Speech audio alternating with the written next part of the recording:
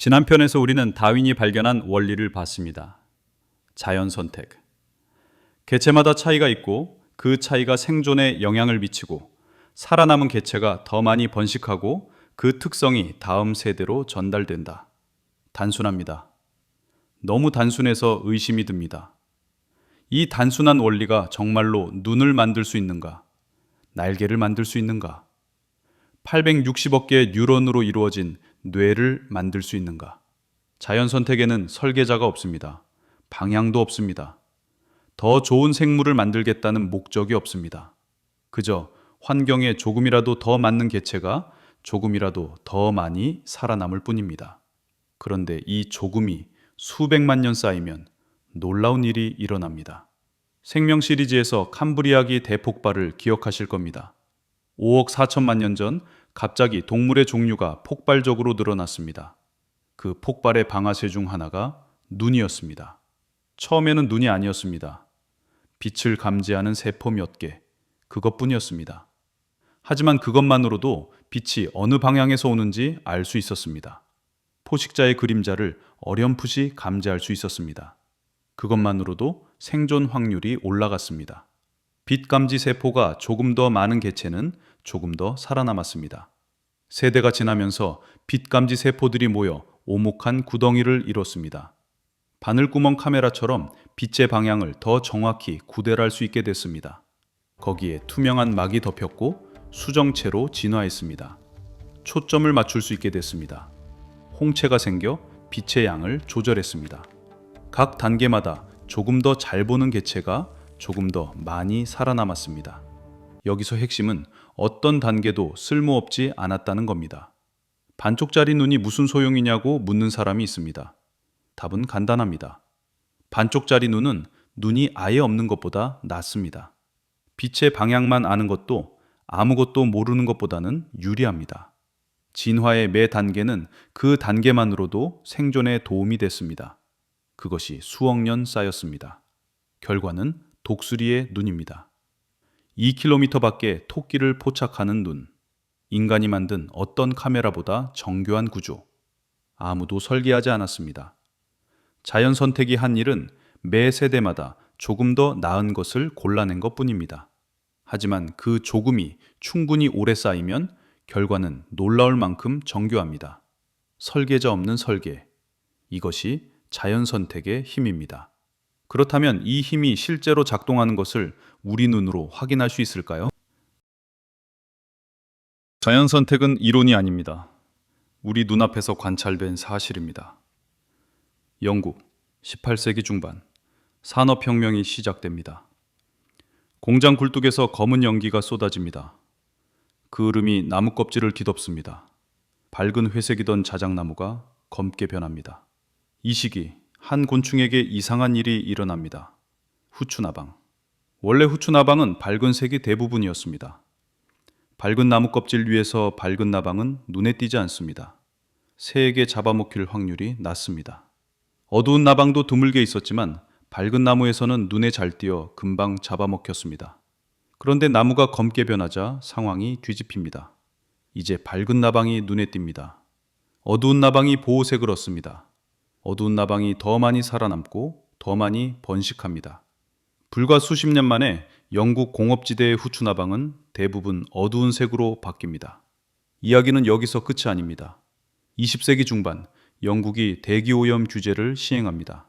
공장 매연이 줄고 나무 껍질이 다시 밝아집니다. 그러자 밝은 나방의 비율이 다시 올라갑니다. 환경이 바뀌면 선택의 방향도 바뀝니다. 자연 선택이 우리 눈앞에서 불과 한 세기 안에 2번이나 작동한 겁니다. 하지만 후추나방은 색깔 비율이 바뀐 것뿐입니다. 자연 선택이 실시간으로 종의 형태 자체를 바꾸는 것을 관찰한 사람이 있을까요? 있습니다. 피터 그랜트와 로즈메리 그랜트, 부부 생물학자입니다. 이 두 사람은 1973년부터 갈라파고스 제도의 작은 섬 다프네 메이저에서 핀치새를 추적했습니다. 40년간.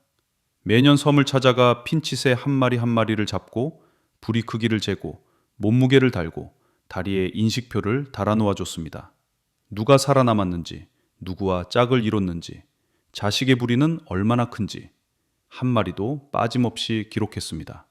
1977년 가뭄이 닥칩니다. 비가 오지 않자 식물이 말라붙었고 부드러운 씨앗이 사라졌습니다. 남은 건 크고 딱딱한 씨앗뿐. 부리가 작은 핀치새는 이 씨앗을 깨지 못했습니다. 굶어 죽었습니다. 부리가 큰 핀치새는 딱딱한 씨앗을 깰 수 있었습니다. 살아남았습니다. 그해 섬의 핀치새 85%가 죽었습니다. 살아남은 15%. 이들의 부리는 평균보다 컸습니다. 그리고 다음 해에 태어난 새끼들의 부리도 평균보다 컸습니다. 단 한 번의 가뭄으로 단 한 세대 만에 핀치새의 부리가 측정 가능한 수준으로 커진 겁니다. 비가 돌아오자 반대 현상이 일어납니다. 작고 부드러운 씨앗이 다시 풍부해졌습니다. 이런 씨앗은 부리가 작은 핀치새가 더 빠르고 효율적으로 집어먹습니다. 반면 부리가 큰 핀치새는 큰 몸집을 유지하는 데 에너지가 더 많이 들어 오히려 불리해졌습니다. 부리 크기가 다시 줄어들기 시작했습니다. 다윈이 갈라파고스에서 핀치새를 보고 상상만 했던 것, 그랜트 부부는 그것을 숫자로 증명했습니다. 자연 선택은 먼 과거의 이야기가 아닙니다. 지금도 작동하고 있고 측정할 수 있습니다. 그런데 자연 선택에는 흥미로운 특성이 하나 더 있습니다. 같은 문제에 다른 답을 내놓는다는 것입니다. 해발 4,000m, 티벳 고원. 이곳의 산소 농도는 해수면의 60%밖에 되지 않습니다. 보통 사람이 올라가면 두통, 구토, 심하면 폐부종으로 죽을 수 있습니다. 하지만 티벳 고원에서 수천 년간 살아온 사람들은 멀쩡합니다. 이들에게는 이파스1이라는 유전자에 특별한 변이가 있습니다. 이 변이 덕분에 몸이 저산소 환경에서도 적혈구를 과잉 생산하지 않습니다. 적혈구가 너무 많아지면 혈액이 끈적해져서 오히려 위험합니다. 티베진들은 적혈구 수를 적절히 유지하면서 산소를 효율적으로 쓰는 방향으로 적응한 겁니다. 흥미로운 건 지구 반대편입니다. 안데스 산맥. 역시 해발 4,000m 이상에서 수천 년간 사람들이 살아왔습니다. 같은 문제입니다. 산소가 부족합니다. 그런데 안데스 주민들의 해법은 다릅니다. 이들은 적혈구를 더 많이 만드는 방향으로 적응했습니다. 헤모글로빈 농도가 높습니다. 대신 부작용이 있습니다. 혈액이 끈적해지기 쉽습니다. 실제로 안데스 고산 주민들은 티벳 주민보다 만성 고산병에 걸리는 비율이 높습니다. 완벽한 해법은 아닙니다. 하지만 해수면에 사는 사람이 올라가서 쓰러지는 것보다는 훨씬 낫습니다. 티벳과 정반대 전략이고 완성도도 다릅니다. 같은 문제, 다른 해법. 자연 선택에는 정답이 하나가 아닙니다. 환경이라는 조각가는 설계도 없이 깎습니다. 주어진 재료가 다르면 같은 문제에도 다른 형태가 나옵니다. 자연 선택은 생존을 위한 경쟁에서 작동합니다. 그런데 생존만으로는 설명되지 않는 것이 하나 있습니다. 공작의 꼬리. 거대하고 화려하고 눈에 잘 띕니다. 도망치기에 불리하고 에너지를 많이 소모합니다. 생존에 불리한 이 꼬리가 왜 진화했을까요? 다윈은 이렇게 썼습니다. 공작의 꼬리 깃털을 볼 때마다 속이 메스꺼워진다. 공작의 꼬리, 길이 1.5m, 무게만 해도 몸무게의 상당 부분을 차지합니다. 화려합니다. 하지만 생존의 관점에서 보면 재앙입니다. 무겁고 눈에 잘 띄고 도망치기 어렵습니다. 포식자에게 여기 있다고 광고하는 것이나 마찬가지입니다. 자연 선택의 논리라면 이런 꼬리는 사라져야 합니다. 생존에 불리하니까요. 그런데 사라지지 않았습니다. 오히려 세대를 거듭할수록 더 화려해졌습니다. 다윈은 이 문제 때문에 괴로워했습니다. 친구에게 보낸 편지에 이렇게 썼습니다. 공작의 꼬리 깃털을 볼 때마다 속이 메스꺼워진다. 자신이 만든 이론으로 설명이 안 되는 현상이 눈앞에 있었으니까요. 하지만 다윈은 답을 찾아냅니다. 자연 선택과는 다른 두 번째 메커니즘, 성선택. 핵심은 간단합니다. 살아남는 것만으로는 부족합니다. 번식에 성공해야 합니다. 아무리 오래 살아도 짝을 못 찾으면 유전자는 다음 세대로 전달되지 않습니다. 진화의 관점에서 그 개체는 없었던 것과 같습니다. 공작의 꼬리는 생존을 위한 도구가 아닙니다. 번식을 위한 도구입니다. 암컷 공작은 화려한 꼬리를 가진 수컷을 선호합니다. 왜 선호하는가에 대해서는 여러 가설이 있지만 결과는 분명합니다. 화려한 수컷이 더 많이 짝짓기에 성공합니다. 화려한 수컷의 자식이 더 많이 태어납니다. 그 자식 중 수컷은 아버지의 화려한 꼬리를 물려받습니다. 암컷은 어머니의 취향, 즉 화려한 꼬리를 선호하는 성향을 물려받습니다. 세대가 거듭될수록 꼬리는 더 화려해집니다. 생존에 불리한데도 번식에 유리하기 때문에 살아남은 겁니다. 자연 선택이 살아남기 위한 경쟁이라면 성선택은 사랑받기 위한 경쟁입니다. 성선택은 공작만의 이야기가 아닙니다. 사슴의 뿔, 거대하고 무겁습니다. 수컷 사슴은 이 뿔로 다른 수컷과 싸웁니다. 이긴 수컷이 암컷과 짝을 이룹니다. 더 큰 뿔, 더 강한 목 근육을 가진 수컷이 더 많이 번식합니다. 사자의 갈기도 마찬가지입니다. 크고 짙은 갈기를 가진 수컷이 암컷에게 선호됩니다. 갈기가 더위를 가중시키고 에너지를 소모하는데도, 하지만 성선택이 만든 가장 극단적인 작품은 따로 있습니다. 극락조, 뉴기니 열대우림에 사는 새입니다. 수컷 극락조의 구애 행동은 지구상 어떤 동물과도 비교할 수 없습니다. 어떤 좀은 깃털을 부채처럼 펼쳐 얼굴 주위에 원반을 만듭니다. 어떤 좀은 나뭇가지 위에서 거꾸로 매달려 깃털을 늘어뜨립니다. 어떤 좀은 바닥을 깨끗이 청소한 뒤 그 위에서 복잡한 춤을 춥니다. 수십 분 동안. 암컷 한 마리를 위해. 그리고 대부분의 경우 암컷은 그냥 날아가 버립니다. 다시 처음부터. 다른 암컷이 올 때까지. 생존만 놓고 보면 이해할 수 없는 행동입니다. 에너지를 낭비하고 포식자에게 노출되고 시간을 허비합니다. 하지만 번식의 관점에서 보면 완벽하게 합리적입니다. 선택받지 못하면 유전자가 끊기니까요. 다윈은 자연 선택 하나로 생명의 다양성을 설명하려 했습니다. 하지만 공작의 꼬리 앞에서 멈춰야 했습니다. 그리고 두 번째 열쇠를 찾아냈습니다. 생존의 경쟁만이 아니라 번식의 경쟁도 생명을 조각합니다. 지금까지는 한 종이 환경에 적응하거나 짝을 얻기 위해 경쟁하는 이야기였습니다. 하지만 자연에서 혼자 사는 종은 없습니다. 꽃은 벌이 없으면 번식하지 못하고 치타는 가젤이 없으면 굶어 죽습니다. 종과 종이 만나면 어떤 일이 일어날까요? 꽃이 아름다운 이유는 무엇일까요? 우리를 위해서가 아닙니다. 벌을 위해서입니다. 꽃은 번식을 위해 꽃가루를 옮겨야 합니다. 스스로 움직일 수 없으니 누군가가 대신 옮겨줘야 합니다. 벌입니다. 벌을 유혹하기 위해 꽃은 색을 진화시켰습니다. 향을 진화시켰습니다. 꿀을 만들어냈습니다. 벌쪽도 변했습니다. 꽃꿀을 더 효율적으로 빨아들이기 위해 주둥이가 길어졌습니다. 꽃가루가 잘 붙도록 몸에 잔털이 발달했습니다. 자외선을 감지하는 눈으로 꽃의 패턴을 읽습니다. 우리 눈에는 보이지 않는 패턴입니다. 꽃이 변하면 벌이 변하고 벌이 변하면 꽃이 변합니다. 서로가 서로의 선택압입니다. 이것을 공진화라고 합니다. 두 종이 서로 영향을 주고받으며 함께 진화하는 것. 아프리카의 아카시아 나무와 개미도 마찬가지입니다. 아카시아 나무는 속이 빈 가시 안에 개미가 살 수 있는 공간을 제공합니다. 꿀샘까지 만들어 먹이도 줍니다. 대가가 있습니다. 개미는 나무에 접근하는 초식동물을 공격합니다. 기린이 잎을 뜯으려 하면 수천 마리의 개미가 얼굴로 달려듭니다. 다른 식물의 덩굴이 감기면 잘라냅니다. 나무는 집과 먹이를 주고 개미는 보디가드가 되어줍니다. 오랜 세월 함께 진화한 결과 이 개미는 아카시아 없이는 살 곳이 없고 아카시아는 개미 없이는 초식동물의 무방비입니다. 공진화는 협력에서만 일어나는 게 아닙니다. 적대관계에서 더 격렬하게 일어납니다. 치타와 가젤. 치타는 지상에서 가장 빠른 동물입니다. 시속 110km. 하지만 가젤도 느리지 않습니다. 시속 80km에 급격한 방향 전환 능력까지 갖추고 있습니다. 왜 둘 다 이렇게 빠를까요? 치타가 빨라지면 느린 가젤부터 잡아먹힙니다. 빠른 가젤이 살아남습니다.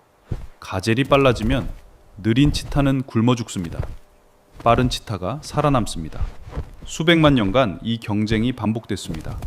결과는 둘 다 극한의 속도를 갖게 된 것입니다. 속도만이 아닙니다. 화학 무기에서도 같은 일이 일어납니다. 북미에 사는 거친 껍질 영원이라는 양서류가 있습니다. 도롱뇽과 비슷하게 생긴 작은 동물입니다. 이 영원의 피부에는 테트로도톡신이라는 맹독이 있습니다. 보고와 같은 독입니다. 영원 한 마리의 독으로 사람 수십 명을 죽일 수 있습니다. 그런데 이상합니다. 이 영원을 잡아먹는 포식자는 가터뱀 한 종뿐입니다. 뱀 한 마리를 상대하는데 왜 사람 수십 명을 죽일 독이 필요할까요? 답은 군비 경쟁입니다. 영원의 독이 강해지면 내성이 약한 뱀은 죽습니다. 내성이 강한 뱀이 살아남습니다. 뱀의 내성이 높아지면 독이 약한 영혼은 잡아먹힙니다. 독이 강한 영혼이 살아남습니다. 수백만 년간 이 경쟁이 쌓인 결과 독은 과인이 됐고 내성도 과인이 됐습니다. 군비 경쟁의 끝은 양쪽 모두의 극단입니다. 생명 시리즈에서 봤던 캄브리아기 대폭발도 같은 원리입니다. 눈을 가진 포식자가 나타나자 먹이는 껍질을 진화시켰습니다.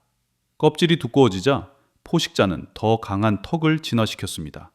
더 강한 턱이 나타나자 먹이는 더 빠르게 도망쳤습니다. 눈, 껍질, 턱, 속도. 한쪽이 한 수를 두면 상대도 한 수를 둡니다.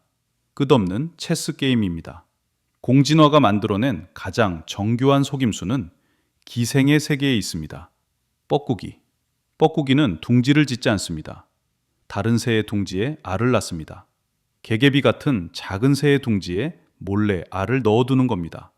문제는 들키면 안 된다는 것입니다. 그래서 뻐꾸기의 알은 개개비의 알과 놀라울 만큼 비슷하게 진화했습니다. 색깔, 무늬, 크기까지. 개개비도 당하고만 있지 않습니다. 알을 더 정밀하게 구별하는 능력을 진화시켰습니다. 조금이라도 다른 알을 발견하면 둥지 밖으로 밀어냅니다. 그러면 뻐꾸기는 더 정교한 위조알을 진화시킵니다. 개개비는 더 예민한 감별 능력을 진화시킵니다. 끝이 없습니다. 이 현상을 설명하는 유명한 가설이 있습니다. 붉은 여왕 가설. 루이스 캐럴의 소설 거울나라의 앨리스에 나오는 붉은 여왕이 한 말에서 따온 이름입니다. 제자리에 있으려면 있는 힘껏 달려야 한다. 뻐꾸기는 더 정교한 알을 만들지 않으면 번식에 실패합니다. 개개비는 더 예민한 눈을 갖지 않으면 자기 새끼를 잃습니다. 둘 다 있는 힘껏 달리고 있지만 상대도 달리고 있기 때문에 어느 쪽도 앞서지 못합니다. 제자리를 지키기 위해 끊임없이 진화해야 합니다. 자연 선택은 한 종만의 이야기가 아니었습니다. 종과 종이 만나면 진화는 가속됩니다. 협력이든 경쟁이든 기생이든 서로가 서로를 밀어붙이며 함께 정교해집니다. 자연 선택은 강력합니다. 적응을 만들고 아름다움을 만들고 종과 종 사이에 정교한 관계를 만듭니다. 하지만 완벽한가? 우리 몸을 한번 들여다봅시다. 자연 선택은 눈을 만들었고 독수리의 시력을 만들었고 치타의 속도를 만들었습니다. 놀라울 만큼 정교합니다. 하지만 완벽하지는 않습니다. 증거는 우리 몸 안에 있습니다. 허리. 인간은 직립보행을 합니다. 두 발로 걷는 것. 문제는 우리 척추가 원래 직립보행용으로 만들어진 게 아니라는 겁니다. 척추는 원래 수평으로 놓여서 몸을 지탱하는 구조였습니다. 네 발로 걷는 동물의 척추는 다리처럼 위에서 매달린 형태입니다. 체중이 비교적 고르게 분산됩니다.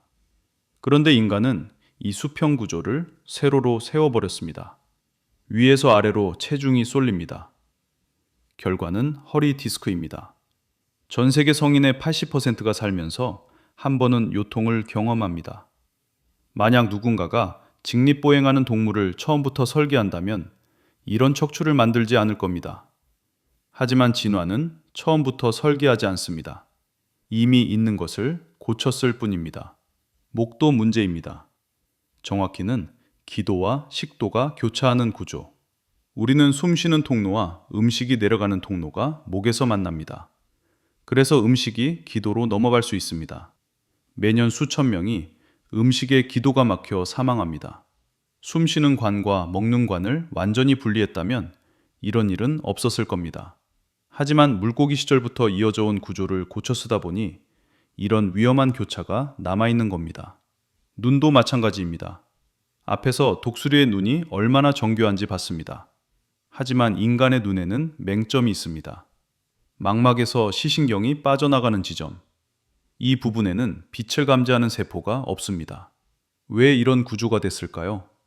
척추동물의 망막은 신경 배선이 빛이 들어오는 쪽, 즉 앞쪽으로 나와 있습니다. 그 배선이 한 곳에 모여 눈 뒤로 빠져나가야 하니까 구멍이 생깁니다. 그것이 맹점입니다. 흥미로운 건 오징어입니다. 오징어의 눈은 신경 배선이 뒤쪽으로 나와 있습니다. 맹점이 없습니다. 같은 문제를 더 깔끔하게 해결한 겁니다. 그렇다고 오징어가 인간보다 더 진화한 것은 아닙니다. 그저 다른 출발점에서 시작했을 뿐입니다. 진화는 백지에서 시작하지 않습니다. 항상 이미 있는 구조 위에서 작업합니다.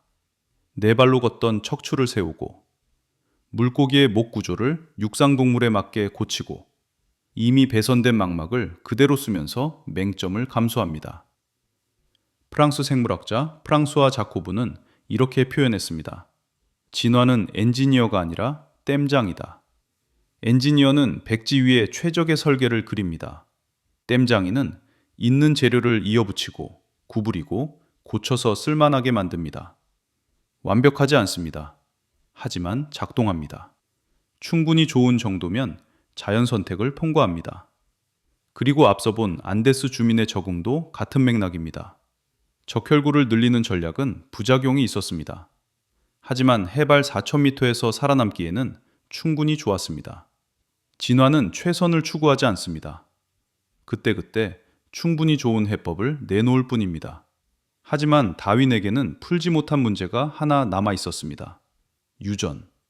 후추나방의 색이 다음 세대로 전달되려면 유전이 정확해야 합니다. 핀치새의 큰 부리가 자식에게 이어지려면 유전이 정확해야 합니다. 뻐꾸기의 위주알이 점점 정교해지려면 그 정보가 다음 세대로 고스란히 넘어가야 합니다. 이번 편에서 본 모든 사례는 유전이 정확하게 작동한다는 전제 위에 서 있습니다. 그런데 다윈은 그 메커니즘을 몰랐습니다. 당시 사람들이 믿던 혼합 유전이 맞다면 이 모든 것은 불가능합니다. 유리한 변이가 세대를 거듭하며 희석되어 사라질 테니까요. 다윈의 자연 선택은 강력한 엔진이었습니다. 하지만 그 엔진을 돌리는 연료의 정체를 몰랐습니다. 연료의 비밀을 풀어낸 사람은 수도원의 수도사였습니다. 그런데 그의 발견은 35년간 서랍 속에 묻혀 있었습니다. 다음 편에서 봅니다.